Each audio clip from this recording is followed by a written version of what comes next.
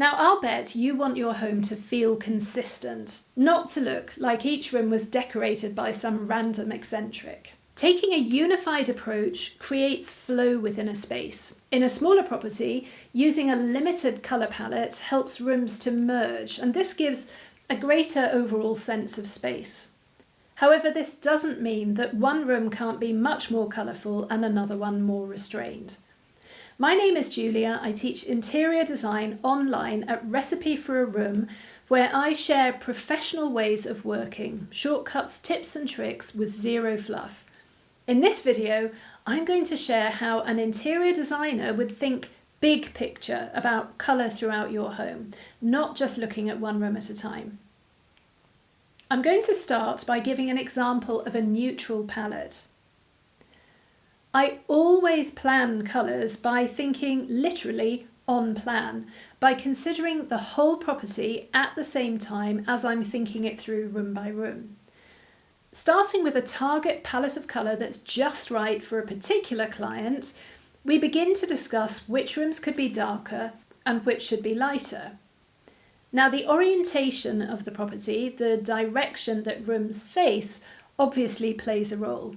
In the Northern Hemisphere, south-facing rooms are lighter and they're bathed in warmer light, and north-facing rooms are less bright and the colour of the light is cooler. So the example that we're looking at doesn't fight darker north-facing rooms. It completely surrenders to it, turning the bedrooms into cosy retreats that contrast against bright, light-filled reception spaces.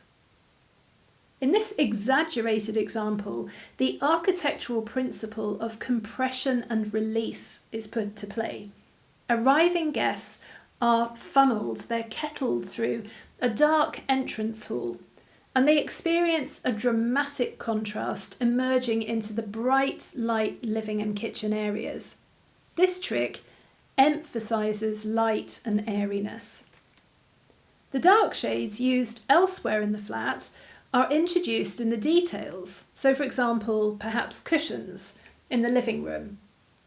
This connects the two halves of the apartment and reassures that there is a single mastermind behind the whole scheme. Here's an example of colours used in an Edinburgh flat. Strong, saturated colours were chosen as a foil to the sometimes grey weather, guaranteeing a stimulating colour boost each time you arrive home. On plan, you can preview the patchwork effect of colour. It helps you to imagine the experience of looking from one space through into another, or looking across several spaces at one time.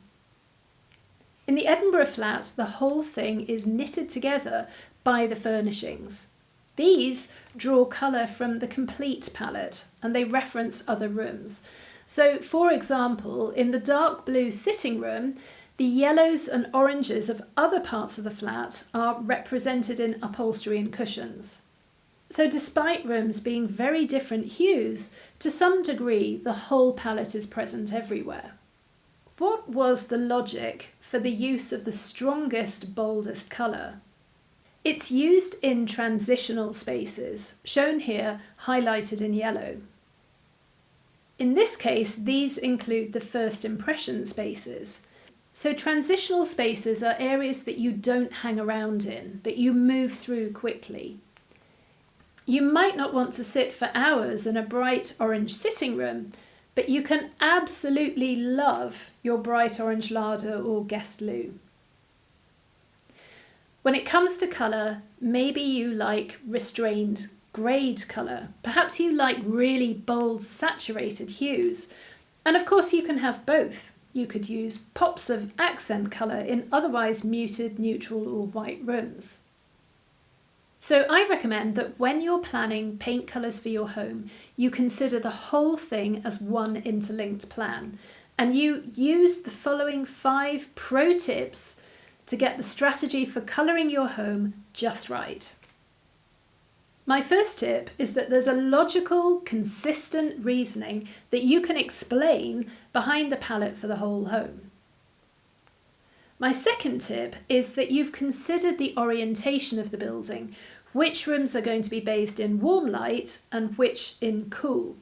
making sure that you don't overheat a sunny room by painting it orange or create a fridge-like blue space. Recommendation 3 is that you think about first impressions and the spaces that could carry a really bold pop of colour. That's of course if you want this.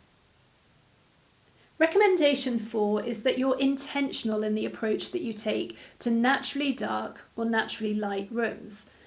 Do you want to fight this or surrender totally? Or perhaps do something in the middle?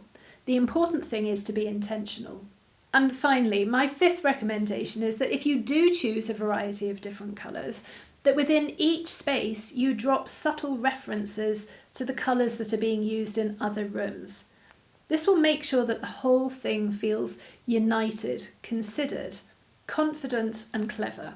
If this has been useful, please subscribe below to be kept in the loop about interior design pro tips on all aspects of interior design practice.